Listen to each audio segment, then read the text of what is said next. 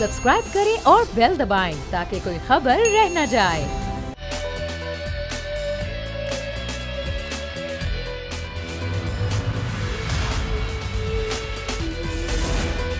बिस्मिल्लाहिर्रहमानिर्रहीम, अस्सलामु अलैकुम। प्रोग्राम में मैं सुमैया रिजवान आपको खुश आमदीद कहती हूँ। नाजरीन, इस वक्त जो मुल्क में एक कशमकश की सूरत हाल है, सबसे पहले हम उस पर बात करेंगे और वो कशमकश सियासी कशमकश है जिसमें हम रोज़ बरोज़ इजाफा देख रहे हैं। लेकिन सबसे पहले कोर्ट की खबर अपने सेगमेंट से मैं आगाज़ करना चाहूँगी और हम कोर्ट की खबर में आज जो बात करेंगे, हम देख रहे हैं कि सुप्रीम कोर्ट का ऑर्डर बरकरार है। 14 मई का जो इलेक्शन का एक फ़ैसला है वो बरकरार है, लेकिन जो हट धर्मी हुकूमत की वो वही की वही है। ये कहा गया है कि इलेक्शन कमीशन को फ़ंड्स जारी किए जाएँ, लेकिन वो फ़ंड्स अभी तक जारी नहीं किए गए हैं। पंजाब में इलेक्शन है 14 मई को और सुप्रीम कोर्ट ये कह चुकी है कि 21 अरब रुपए के फंड्स हैं वो इजरा करे। ये मौका कई बार दिया गया, ये हुक्म कई बार दिया गया। स्टेट बैंक ऑफ पाकिस्तान को कहा गया, उन्होंने कहा कि हमने मुख्तस कर दी हैं। स्टेट बैंक ऑफ पाकिस्तान ने कहा कि मुख्तस हमने कर दी हैं, इजरा हम नहीं कर सकते, ये हमारे दायरे इख्तियार से बाहर है, हुकूमत ही करेगी। ताहम वफाकी हुकूमत जो है, हमारी जो हुकूमत है, उसने फंड्स के इजरा से पार्लियामेंट के ज़रिए रोक दिया है। अब आगे होगा क्या? हमारे नुमाइंदगान हमें इस सेगमेंट में ज्वाइन कर रहे हैं, उनको हम वेलकम कहेंगे। तैयब बलोच मेरे साथ हैं। तैयब, बहुत शुक्रिया आपका। और अकील अहमद भी मेरे साथ ही मौजूद हैं और ये दोनों हमारे बीट रिपोर्टर्स हैं। कोर्ट में जितनी भी प्रोसीडिंग्स होती हैं, चाहे वो सुप्रीम कोर्ट हो, चाहे वो इस्लामाबाद हाई कोर्ट हो, तमाम कोर्ट बीट जो है वो इनकी बीट, और इनसे बेहतर कोई नहीं जानता कि किस तरह से केसेस चल रहे हैं इस सारी सूरत हाल में।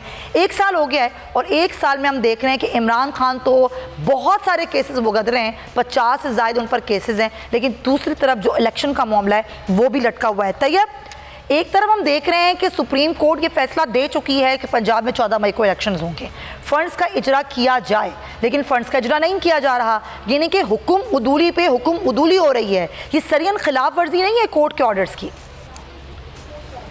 बिल्कुल, जैसे आपने कहा, ये वाकई ही सुप्रीम कोर्ट का जो हुक्म है उसकी सरियन खिलाफ वर्जी है, हुक्म अदूली है। सुप्रीम कोर्ट ने जब लास्ट टाइम इनको हुक्म दिया था तो उस टाइम सुप्रीम कोर्ट का ये कहना था कि 14 मई का जो फैसला है वो भी फील्ड में है और उसके साथ साथ 21 अरब रुपए के इजरा का जो मामला है वो भी फील्ड में है। अगर हुकूमत ले तो लाल से काम लेती है, अगर हुकूमत की जानिब से सुप्रीम कोर्ट के फैसले पर एक अमल दरामद नहीं किया जाता तो फिर हुकूमत को जो है वो संगीन नतायज का जो है वो सामना करना पड़ेगा। सुप्रीम कोर्ट के बार बार कहने के बावजूद अभी तक 21 अरब रुपए जो है वो जारी नहीं किए जा सके। सुप्रीम कोर्ट ने जो है वजारत ख़जाना से भी एक नोटिस जारी करते हुए उनसे रिपोर्ट मांगी थी लास्ट टाइम, लेकिन अभी तक वो रिपोर्ट जो है सबमिट नहीं हुई। दूसरी तरफ जब हम देखते हैं तो पार्लिमान को हुकूमत के ने जो है वो सामने खड़ा कर दिया और पार्लिमान ने स्टेट बैंक ऑफ पाकिस्तान को बरह रास्त वो जो है इंतखाबात के लिए 21 अरब रुपए जारी करने से जो है वो मना कर दिया है। तो अब ऐसी सूरत हाल के अंदर जो है मामला इंतहाई संगीन हो गया और अब सुप्रीम कोर्ट इस मामले को अभी टेकअप दोबारा करेगी तो फिर सुप्रीम कोर्ट फैसला करेगी कि जो सुप्रीम कोर्ट ने कहा था कि हुकूमत के लिए नतायज बर्दाश्त करना फिर मुश्किल हो जाएगा अगर उसने फंड जारी ना किए, तो फिर अब उन नतायज का फैसला जो है वो सुप्रीम कोर्ट की जानिब से किया जाएगा कि सुप्रीम कोर्ट फिर क्या हुक्म देती है। तो यही बादियुल नज़र में लग रहा है कि सुप्रीम कोर्ट की जानिब से कोई बड़ा हुक्म आ सकता है। और तैयब, ये भी कई जो माहिर कानून हैं वो मेरे प्रोग्राम में ये बात कर चुके हैं कि ये तो अभी एक तरह से स्पेस दे रही है supreme court, contempt of court की उस तरह कार्रवाई नहीं की गई है। देखा जाए तो बहुत ही उस तरह से काम ले रही है सुप्रीम कोर्ट, वरना अदालत तो अगर हुक्म अदूली पर फ़ौरन एक्शन ले सकती है। ऐसे ही तैयब? जी बिल्कुल सुमिया, आपने बिल्कुल दुरुस्त कहा कि सुप्रीम कोर्ट जो है वो 3 दफ़ा जो है वो बाकायदा हुक्म दे चुकी है। यानी कि यही होता है तहम्मुल, बुर्दबारी, और सुप्रीम कोर्ट जो है वो तहम्मुल से काम लेते हुए 3 दफ़ा जब उसने अहकामात दिए फिर भी अगर उसके हुक्म पर जो है अमल ना हुआ तो फिर वाज़े तौर के ऊपर जैसा आपने कहा कि फिर तौहीनी अदालत की कार्रवाई जो है वो तो ओपन है सुप्रीम कोर्ट के लिए। जैसा कि हमने देखा भी सही कि आज़ाद कश्मीर के जो वज़ीर आज़म हैं वो इसी तौहीनी अदालत के मामले पे जो है वो उनको डिस्क्वालीफाई कर दिया गया, उनसे वजारत उज़्मा भी चली गई। इसी तरीके से अगर हम देखें तो साबिक वज़ीर आज़म और जो यूसुफ रज़ा गिलानी वाला मामला था वो भी सुप्रीम कोर्ट ने उनको कई दफ़ा रिस्ट्रेन का मुज़ाहरा किया, लेकिन जब उन्होंने सुप्रीम कोर्ट के हुक्म अदूली की तो फिर सुप्रीम कोर्ट ने जो है उनको तौहीनी अदालत का मुकदमा उनके खिलाफ वो करके तो वो भी फिर घर चले गए। तो अब यही नज़र आ रहा है कि हुकूमत ने जो है वो 3 मरतबा सरियन हुक्म अदूली की है। तो अब सुप्रीम कोर्ट के पास अगर कोई और ऑप्शन नहीं तो फिर यही है कि वो शायद वज़ीर आज़म को घर भेज सकती है। बिल्कुल ऐसा ही है, लेकिन यानी हुकूमत ऐसा क्यों कर रही है ये भी समझ से बालातर है कि अगर आप ये कह रहे हैं, हुकूमत खुद ये कह रही है कि आज नहीं कराएं इलेक्शन, 3 माह बाद करा लें, तो भाई 3 महीने पहले आपको नाअहल क्यों करवाना है अपने आप को, अपने ऊपर तौहीन अदालत क्यों लगवानी है? एक जी शऊर आदमी ऐसा क्यों करेगा? अकील अहमद, आप भी ज़ाहिर आपकी बीच है, आप रोज़ाना रिपोर्टिंग करते हैं, कोर्ट की सारी प्रोसीडिंग्स देखते हैं और तकरीबन 1 साल हो गया, तमाम सहाफ़ी ये देख रहे हैं कि 1 साल से कोर्ट प्रोसीडिंग्स हो रही हैं, केसेस लगे हुए हैं, फिर इलेक्शन के मामले को जिस तरीके से लटकाया जा रहा है, अगर हम ये लफ्ज़ ना बोलें तो क्या बोलें कि 14 मई का हुक्म मौजूद है लेकिन हुकूमत फ़ंड्स का इजरा नहीं कर रही। इलेक्शन कमीशन अपनी रिपोर्ट जमा करा चुका है, वज़ारत ख़ज़ाना से रिपोर्ट मांगी, उन्होंने रिपोर्ट नहीं दी। अगर मैं गलत ना कह रही हूँ, अभी ताज़ा तरीन तो सूरत हाल यही थी। अब इलेक्शन कमीशन की कोई तैयारियाँ हैं अकील या नहीं है तैयारियाँ? जी देखिए सुमैया, इस हवाले से जो है वो हमें 2-3 चीज़ों का जायज़ा लेना पड़ेगा। अगर हम 1 साल पीछे जाएं, जब सुप्रीम कोर्ट की जानिब से चीफ इलेक्शन कमिश्नर को बुलाया गया, जिस वक्त सुप्रीम कोर्ट की जानिब से तहरीक अदम एतमाद बहाल की गई, तो चीफ इलेक्शन कमिश्नर की जानिब से सुप्रीम कोर्ट को एक यकीन दहानी कराई गई थी और उनकी जानिब से कहा गया था कि इलेक्शन कमीशन 4 माह के बाद किसी भी वक्त इंतखाबात कराने के लिए तैयार होगा, हमारी तैयारियाँ मुकम्मल होंगी। 4 माह छोड़ के अब तकरीबन 1 साल मुकम्मल हो चुका है, लेकिन इलेक्शन कमीशन की तैयारियाँ ताहाल इलेक्शन कमीशन इस वक्त भी ये कह रहा है कि हमारी तैयारियाँ जो है वो इस वक्त भी हम इलेक्शन कराने की पोजीशन में नहीं हैं। सुप्रीम कोर्ट की जानिब से इलेक्शन कमीशन को 2 बार बुलाया गया, 3 बार बुलाया गया और इलेक्शन कमीशन की जानिब से सुप्रीम कोर्ट में ये रिपोर्ट्स जमा करवाई गई कि अगर उनको फ़ंड्स दे दिए जाएँ, जो 21 अरब रुपये का मामला जो ताहाल हल होने की तरफ नहीं जा रहा। इलेक्शन कमीशन बारहा ये कह रहा है कि अगर हमें फ़ंड्स दें तो हम इंतखाबात कराने के लिए तैयार हैं। और अब गुज़िश्ता रोज़ इलेक्शन कमीशन की जानिब से जो पंजाब में इंतखाबात की तैयारियाँ हैं वो मुकम्मल तौर पर रोक दी गई हैं और इलेक्शन कमीशन के ज़राए का अब ये कहना है कि अगर हमें फ़ंड्स देगी हुकूमत तो फिर उस वक्त उसके बाद हम इंतखाबात कराने का सोचेंगे। लेकिन ताहाल जो 14 मई का सुप्रीम कोर्ट का जो फैसला तो बरकरार है, लेकिन इलेक्शन कमीशन की जानिब से तैयारियाँ रोक दी गई हैं। जो बैलेट पेपर्स की छपाई थी, अब ज़राए इलेक्शन कमीशन के इस हवाले से उनके 2 मौक़िफ़ हैं। जो इलेक्शन कमीशन का एक अपना जो मौक़िफ़ है उस पर यह कहना है कि हमें पैसे नहीं दिए गए, लेकिन अगर हम इस तरह से इस तनाजुर में एक दूसरी चीज़ें भी देखें तो इलेक्शन कमीशन के पास मुख्तलिफ मनसूबों के लिए जो फ़ंड्स जो हैं वो इस वक्त भी मौजूद हैं। 2 माह कबल हुकूमत की जानिब से इलेक्शन कमीशन को इंतखाबात के लिए 5 अरब रुपए के फ़ंड्स दिए गए थे और ये कहा गया था कि हम 20 अरब रुपए के फ़ंड्स आपको देंगे। इस वक्त हुकूमत नहीं दे रही, लेकिन इलेक्शन कमीशन के पास इस वक्त भी वो जो 5 अरब रुपए के फ़ंड्स थे वो ताहाल मौजूद हैं। अच्छा। अब इसको हम इलेक्शन कमीशन की जो है वो कोताही कह सकते हैं, उनकी नाअहली कह सकते हैं, या ये कह सकते हैं कि इलेक्शन कमीशन इंतखाबात करवाना ही नहीं चाह रहा, क्योंकि जो बैलेट पेपर्स की छपाई है जो इलेक्शन कमीशन की जानिब से रोकी गई और कहा गया कि फ़ंड्स हमारे पास नहीं हैं, उस पर इलेक्शन कमीशन का ये कहना है कि जो 7.5 करोड़ बैलेट पेपर्स पंजाब के लिए छपाए जाने हैं उस पर 1.5 अरब रुपए के अखराजात, तो 5 अरब तो इनके पास मौजूद हैं, फिर 1.5 अरब के अगर अखराजात आने भी हैं अकील तो वो तो आराम से हो सकता है। फिर जी देखिए, जो हुकूमत की जानिब से 5 अरब रुपया इलेक्शन कमीशन को 2 माह कबल दिया गया था, इलेक्शन कमीशन की जानिब से वो 5 अरब रुपया ताहाल जमा नहीं कराया गया। मेरा ख्याल है कि सुप्रीम कोर्ट पर भी ये मामला अभी ताहाल जो है वो सुप्रीम कोर्ट में मामला सामने नहीं आया कि जो 5 अरब रुपये के फ़ंड्स इलेक्शन कमीशन के पास मौजूद हैं और हुकूमत की जानिब से ये कहा गया था कि ये इंतखाबात कराने के लिए ही फ़ंड्स आपको दिए जा रहे हैं। ये 2 माह कबल हुकूमत की जानिब से दिए गए थे, तो 5 अरब रुपये के फ़ंड्स इलेक्शन कमीशन के पास आज मौजूद हैं। बैलेट पेपर की छपाई पर 1.5 अरब रुपये के अखराजात आने हैं, तो इसको जो है वो दूसरे लफ्ज़ों में जिस तरह एक क्या कहें फिर इसको कि हम फिर तो ये समझेंगे ना अकील के इलेक्शन कमीशन खुद ही नहीं चाह रहा है कि ऐसा हो। लेकिन ये बड़े अफसोस की बात है, एक तरफ हम देख रहे हैं कि मुल्क में इलेक्शन होने हैं, सुप्रीम कोर्ट का ऑर्डर है और उसकी बार बार हुक्म उदूली की जा रही है, लेकिन तैयब बलोच और अकील अहमद हमारे ये दोनों खुसूसी नुमाइंदगान देखते हैं रोज़ाना की बुनियाद पर कि हज़ारों केसेस लगे हुए होते हैं और वो केसेस जो एक आम साइलिन की तादाद होती है या हाई प्रोफाइल केसेस की वजह से ये हो नहीं पाते हैं। और ज़रा मैं इस पर ही बात करती हूँ कि हम देखते हैं हमारे मुल्क में, हमारे वतन अज़ीज़ में जो अदालती निज़ाम है जहाँ पर बहुत सारे केसेस होते हैं, उन केसेस का क्या हाल होता है, उन केसेस की तादाद कितनी है जो 1 साल से इन हाई प्रेस की वजह से पेंडिंग में चल रहे हैं। एक खुसूसी रिपोर्ट मेरी टीम ने तैयार की है, वो ज़रा देखिए फिर इस पर बात करते हैं।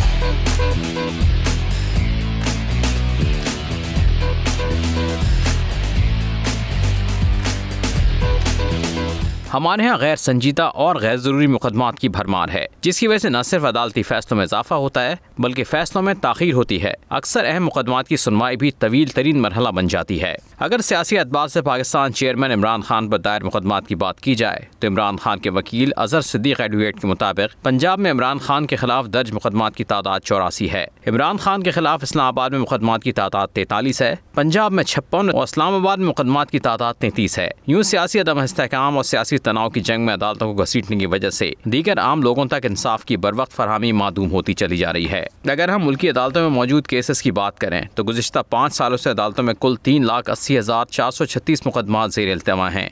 सुप्रीम कोर्ट में 5 साल से 51,744 मुकदमात ज़ेर इल्तिमा हैं, जबकि इस्लामाबाद हाई कोर्ट में 17,104 मुकदमात ज़ेर इल्तिमा हैं। लाहौर हाई कोर्ट में 5 साल से ज़ेर इल्तिमा मुकदमात की तादाद 1,88,425 है, जबकि सिंध हाई कोर्ट में ज़ेर इल्तिमा मुकदमात की तादाद 85,781 है। सुप्रीम कोर्ट, वफाकी शरई अदालत और मुल्क की 5 हाई कोर्ट्स ने गुज़िश्ता साल के दौरान 2,29,882 मुकदमात निपटाए और 2,41,250 नए मुकदमात कायम किए और 31 दिसंबर को आला अदालतों में ज़ेर इल्तिवा मुकदमात की तादाद 3,89,549 थी। इसी तरह मुल्की ज़िले अदलिया में गुज़िश्ता साल के आगाज़ में 17,83,826 मुकदमात ज़ेर समाअत थे और इसने 38,72,686 मुकदमात का फैसला किया। गुज़िश्ता साल के दौरान 38,22,881 नए मुकदमात दायर किए गए और अब निचली अदालतों के सामने कुल 17,54,947 मुकदमात ज़ेर इल्तिमा हैं। अगर हम इंसाफ के निज़ाम में जल्द बेहतरी ना लाए तो हम एक ऐसे मुल्क के शहरी होंगे जिसमें आप अपने दुश्मनों को भी अदालतों में मुश्किलात से दो चार देखना पसंद नहीं करेंगे। ये तादाद है आम केसेस की। जिस तरीके से हमने आपको बताया फैक्ट्स एंड फिगर्स, एक तरफ तो इमरान खान पर कई केसेस हैं, वो रोज़ाना की बुनियाद पर जाते हैं, केसेस में ज़मानतें करवाते हैं, पेश होते हैं। तो जो आम लोग हैं, जो आम साइनिन हैं, वो रोज़ाना की बुनियाद पर जाते हैं, उनकी केसेस की अपनी जो कार्रवाइयाँ हैं वो नहीं हो पाती इन्हीं हाई प्रोफाइल केसेस की वजह से। तैयब, आप मुझे बताइए, हम यहाँ पर रोज़ाना की बुनियाद पर केसेस देख रहे होते हैं, कभी कोई केस होता है, कभी कोई केस होता है, लेकिन जो एक आम साइल है, जो एक गरीब आदमी है, जो पता नहीं किस किस तरीके से अपने लिए इंसाफ मांगने के लिए आता है, उसके साथ क्या होता है? कितने केसेस हैं जो अब तक पेंडिंग है?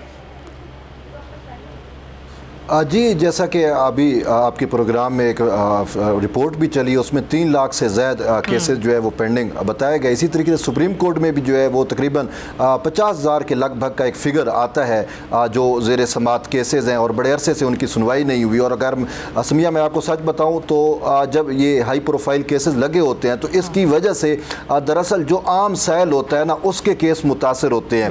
मैं जो है वो सुप्रीम कोर्ट में बैठा हुआ था तो मैंने देखा कि एक बलूचिस्तान के दूर दराज शायद पशीन से आए हुए एक बुजुर्ग बैठे हुए थे और वो रो रहे थे। मैंने उनसे पूछा कि अंकल आप क्यों रो रहे हैं? तो उन्होंने कहा कि हमें बुला लिया जाता है कि आपका केस जो है वो आज लगेगा। उन्होंने कहा कि हम यहाँ पे आए और बेंच भी जो है वो तब्दील हो गया। तो कहता है मैं पशीन से किराया भर के बड़ी मुश्किल से उधार लेके जो है, या वो कह रहे थे मैं बकरी बेच के यहाँ पे पहुँचा हूँ कि मैं अपनी केस की समाअत के लिए जो पहुँच सकूँ, लेकिन उन्होंने कहा कि यहाँ पे आया तो केस ही मेरा मुलतवी हो गया। तो यूँ तो मैंने आपको एक मिसाल दी है, लेकिन हज़ारों लोग जो हैं वो रोज़ाना की बुनियाद के ऊपर सुप्रीम कोर्ट में या किसी भी अदलिया में जाते हैं सिर्फ इस बुनियाद के ऊपर कि आज उनकी सुनवाई होगी, उनका केस लगेगा, लेकिन वो उनको जो है वो नई तारीख मिल जाती है या केस ही डिलिस्ट कर दिए जाते हैं या उनकी समाअत ही नहीं होती। तो वो दूर दराज से आए हुए लोग जो है वो वापस फिर चले जाते हैं और फिर इसके साथ साथ जो उनकी लिटिगेशन है उसका खर्चा जो है वो कई गुना बढ़ जाता है। वकील जो है वो तो हर पेशी पे चाहे समाअत हो या ना हो वो तो अपने पैसे लेगा। और गरीब आदमी कैसे वकीलों की फीस भरता होगा, ये उनके दिल से पूछें जो अपने लिए इंसाफ मांगने, किसी के कत्ल का केस है, रेप का केस है, किसी का जायदाद का लेन देन का केस है। अकील, क्योंकि वक्त की कमी मैं चाहती हूँ आप भी ज़रा मुझे बताइए कि इन केसेस में लोगों का वक्त, लोगों का पैसा, गरीब लोगों का, क्योंकि सियासी केसेस इतने ज़्यादा लगे हुए होते हैं कि एक आम साइल की तो बारी ही नहीं आती। जी देखिए, इस हवाले से सुमैया जिस तरह तैयब की जानिब से बताया गया कि अब हम कल की मिसाल ले लेंगे कि कल सुप्रीम कोर्ट में एक प्रैक्टिस एंड प्रोसीजर बिल के हवाले से एक समाअत कल दिन 12 बजे शेड्यूल है। उस पर सुप्रीम कोर्ट का 8 रुकनी लार्जर बेंच जब इस केस की समाअत करेगा तो इससे हम अंदाज़ा लगा सकते हैं कि सुप्रीम कोर्ट के जो 8 जजेस हैं वो दीगर मामलात को छोड़कर सिर्फ एक पे एक जो केस है उस पर बैठेंगे। ये मामलात इससे पहले भी कई बार सुप्रीम कोर्ट में उस वक्त सामने आए जब हुकूमत की जानिब से मुख्तलिफ़ केसेस में फुल कोर्ट बनाने की दरख्वास्तें की गई और ये कहा गया कि सुप्रीम कोर्ट के तमाम जजेज़ यहाँ पर बैठ कर ये जो इलेक्शन सिटीजन्स की दरख्वास्तें हैं उनकी समाअत करें, जिस पर चीफ जस्टिस की जानिब से 2 मरतबा ये उनकी जानिब से वजाहत की गई और उनकी जानिब से कहा गया कि अगर सुप्रीम कोर्ट के सारे जजेस सिर्फ एक केस की समाअत पर लग जाएंगे जो तो दीगर जो मामलात हैं, दीगर जो वो कौन देखेगा? ये काम हुकूमतों के सोचने का होता है। आप सही कह रहे हैं Akeel, sorry to interrupt you, मेरे पास वक्त की कमी है। थैंक यू सो मच, आप दोनों का बहुत शुक्रिया। और तैयब बलोच, ये अफसोस है कि आप आवाम के लिए आते हैं, आवाम से वोट मांग के आते हैं, लेकिन जब आवाम के दर्द की, उनके मसाइल की बात होती है तो आपको वो नज़र नहीं आता। सोचिएगा इस पर कि इस अदालतों में एक आम आदमी जब जाता है इंसाफ मांगने के लिए तो वो अदालतें आपके सियासी केसेस को देख रही होती हैं और आपने उनको इन कामों में उलझाया हुआ। एक ब्रेक लेते हैं नाजरीन, वापस आते हैं।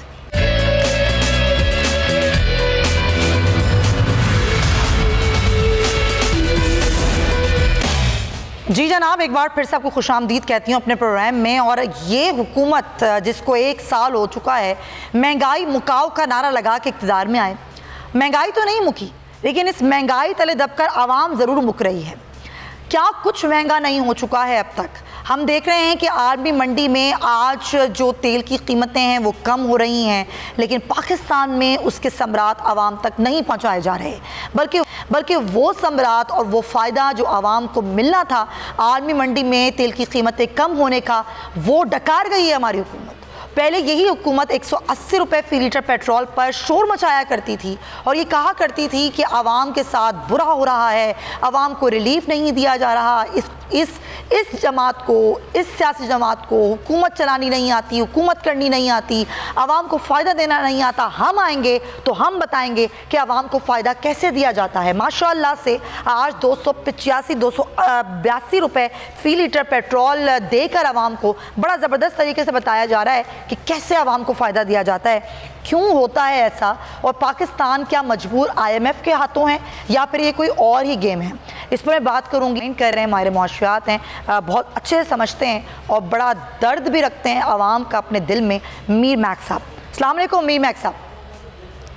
वालेकुम अस्सलाम सुमैया, कैसी हैं आप? मैं बिल्कुल ठीक हूँ। मीर मैक्स साहब, ज़रा मेरे नाजरीन को समझा दीजिए ये क्या फॉर्मूला होता है कि जब आर्मी मंडी में तेल की कीमतें कम होती हैं तो पाकिस्तान में बढ़ जाती हैं या वो ही रहती हैं? ये IMF कहता है या खुद ही करते हैं? ये हमारी हुकूमतें खुद ही करती हैं सब कुछ? IMF से इसका कोई ताल्लुक नहीं है। पेट्रोल की प्राइसेस इंटरनेशनल मार्केट में ऊपर और नीचे होती है।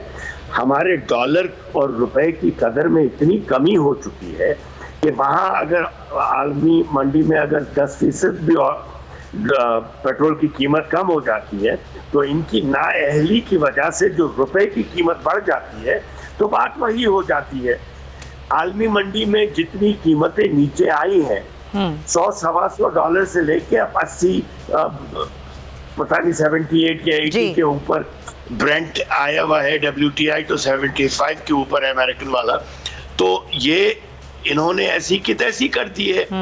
ये अपनी करेंसी की वैल्यू को नहीं संभाल सक रहे हैं और जब करेंसी की वैल्यू नहीं संभलेगी तो जाहिर है कि आप पास ही नहीं कर सकेंगे। और इनसे जितने सियासी बयानात दिलवाना है दिलवा ले आप। तो मीर साहब, ये तो वो हुकूमत है ना, ये इसाक डार साहब तो वो वजीर ख़जाना है जिनके पास जादू की छड़ी थी, जो लंदन में बैठ कर कहा करते थे कि मैं हूँ असल मईशत दान, मुझे पता है मुल्क की मईशत कैसे चलानी है। सर ये क्या हो गया है? ये क्या, कौन सा जादू किया है इन्होंने? सुमैया, मेरे ख्याल में सबका भरम टूट गया। एक बहुत अच्छे एडमिनिस्ट्रेटर हुआ करते थे मरहूम, पता नहीं कहाँ है आजकल। सुना था आखिरी दफा कि वो CM पंजाब से हटकर फिर PM पाकिस्तान बन गए हैं। मरहूम बहुत अच्छे एडमिनिस्ट्रेटर हुआ करते थे। तो उनकी एडमिनिस्ट्रेशन को मरहूम कह रहा हूँ, अल्लाह उनको लंबी जिंदगी दे। नहीं, हम समझदार हैं, हमारी आवाम भी बड़ी समझदार है। तो नहीं क्लियर कर दूं ना, कल को कोई केस ना हो जाए। आजकल केसों का सीजन है ना। सही आजकल तो सीजन ही केसों का हुआ है। हाँ। तो फिर उसी तरीके से इसाकडार भी थे जिन्होंने आके कहा था कि 25 साल से मैं IMF से डील कर रहा हूँ। हाँ। तो आज 8वां महीना है, डील कर ले। तबाह कर दिए मुल्क की मईशत को, गरीब रो रहा है। मतलब अब तो मईशत पे कोई प्रोग्राम करना ऐसे है जैसे कब्रिस्तान में बैठकर कहना कि यहाँ सारे मरहूम हैं। लिटरली ये सही बात बिल्कुल एक ऐसी बात हो गई है कि जैसे मैं बाहर निकल के कहूँ मेरा नाम मीर मोहम्मद अली खान है, मेरा नाम मीर मोहम्मद अली खान है, दुनिया हंसेगी या पागल समझेगी। तो अब मईशत के ऊपर प्रोग्राम करना, महंगाई के ऊपर प्रोग्राम करना मेरी नजर में मज़ाक़ा खेज चीज हो गई है। अच्छा, ये बताएं मीर साहब, माशाल्लाह आपका बड़ा तजुर्बा है, आपने सारी चीज़ों को देखा बड़ा करीब से और देख भी रहे हैं। ये सवाल आपके लिए कितना मुश्किल है या कितना आसान है कि अब जो मईशत का हाल हो गया या तबाह हाल हो गई मईशत, इसको संभालना कितने अरसे तक किसी भी हुकूमत के लिए कितना मुश्किल या कितना आसान होगा? देखिए, ये हुकूमत पॉलिटिकल इंस्टेबिलिटी की वजह से, ये जो इकोनॉमिक इंस्टेबिलिटी आई है ये पॉलिटिकल इंस्टेबिलिटी की वजह से आई है, ये और किसी वजह से नहीं आई। हमारी इकोनॉमी 6%, 5.9% जीडीपी पे ग्रो हो रही थी, तो जैसे ही पॉलिटिकल इंस्टेबिलिटी आई है तो ये इकोनॉमिक इंस्टेबिलिटी बढ़ती गई, ये संभाल नहीं पाए। तो अब जब 5 साल की गवर्नमेंट आएगी और एक पॉलिटिकल स्टेबिलिटी आएगी तो काफी हद तक चीजें सही हो जाएंगी, काफी हद तक। अच्छा। मगर इसका ये मतलब नहीं है कि किसी जो भी जीत कर आएगा उसके पास कोई जादू की छड़ी होगी और 6 महीने में सब चीज सही हो जाएगी। एक्सीडेंट 15 सेकंड में होता है, एक्सीडेंट से क्योर होने में 6 महीने, 8 महीने, साल, 2 साल तक लग जाते हैं। सही बात है। तो हम तो वैसे ही एक्सीडेंट शुदा इकोनॉमी थे। 75 साल में हमारी इकोनॉमी कभी 7 साल से ज्यादा ग्रो नहीं हुई है। तो हम तो ऐसे थे कि बैसाखियों पे थे, अस्पताल में थे। जैसे ही हम अस्पताल से निकले, इसाक डार के ट्रक ने हमें फिर टक्कर मार दी और हम दोबारा अस्पताल के अंदर। अभी हम वेंटिलेटर पर हैं या आईसीयू में? हम वेंटिलेटर पर हैं इस वक्त, अल्लाह करे आईसीयू में आ जाए। हम वेंटिलेटर पे हैं क्योंकि वेंटिलेटर के ऊपर लवाहिकीन से दुआ की दरखास्त की जाती है। आईसीयू में भी दुआ चाहिए होती है, मगर वेंटिलेटर बाज़ औक़ात हटा भी देते हैं लवाहिकीन। हाँ। और ये जो लवाहिकीन है, ये आज के सियासतदान ने ये लवाहिकीन, मुझे तो ये डर है कि ये वेंटिलेटर ना हटा दे। उफ़ अल्लाह, अल्लाह रहम करे। मीर साहब, मुझे ये बताइए, वैसे तो कई शोज़ मैं इस पर कर चुकी हूँ रुपए की बेकदरी पे, जितनी बेकदरी रुपए की इस दौर में हुई है ये कभी नहीं हुई। ये वापस कैसे होगी, इसका असल जिम्मेदार कौन है? क्योंकि डॉलर तो आज भी स्मगल हो रहा है, ब्लैक मार्केट आज भी मौजूद है, उनको कोई सजाएं भी नहीं हो रही, कोई एक्शन भी नहीं हो रहा। ये वापस हो पाएगा या नहीं हो पाएगा? ये 300 पे पहुंचा रहेगा?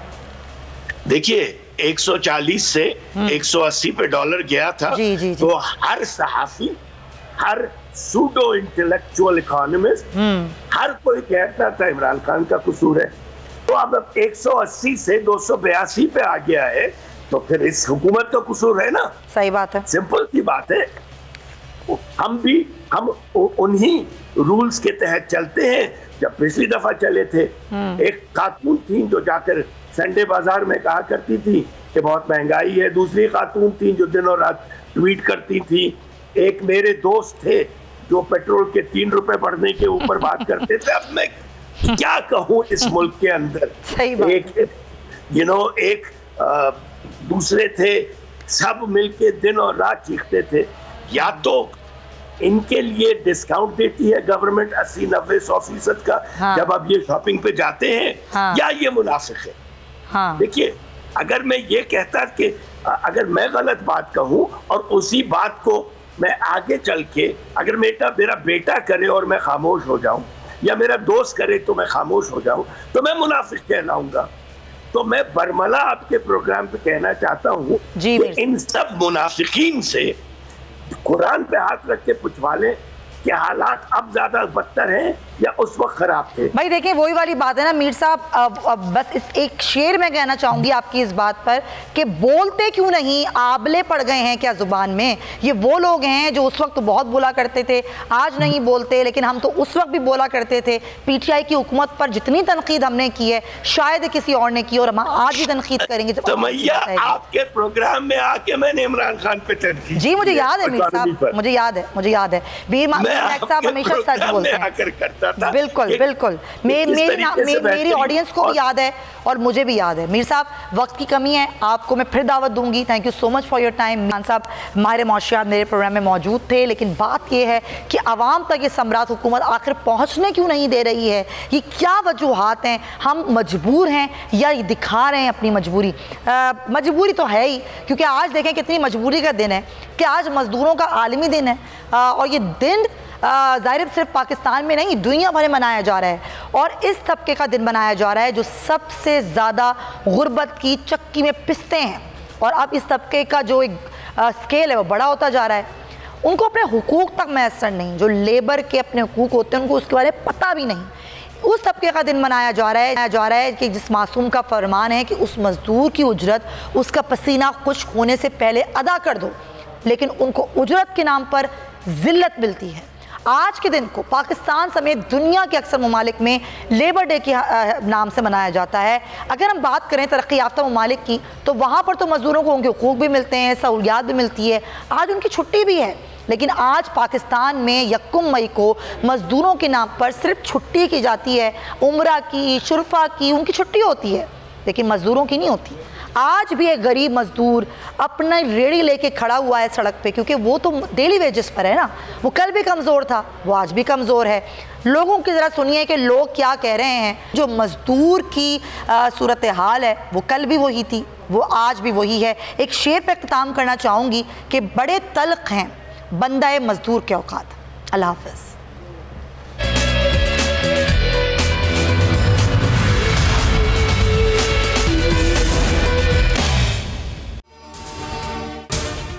अगर आपको ये वीडियो पसंद आई है तो सब्सक्राइब करें और बेल आइकन पर क्लिक करें।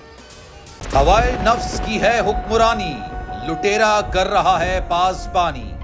बोल न्यूज के मार्केटिंग हेड आकाश राम ताहा लापता, तफ्तीशी इदारे जवाब देने से कासिर। अहले खाना परेशान, बेटे की जुदाई में माँ गम से निढाल। जो बच्चों हिंदू पर आए थे जो को पाकिस्तानी, मुझे मेहरबानी करे पंहिंजो आकाश वापस कयो।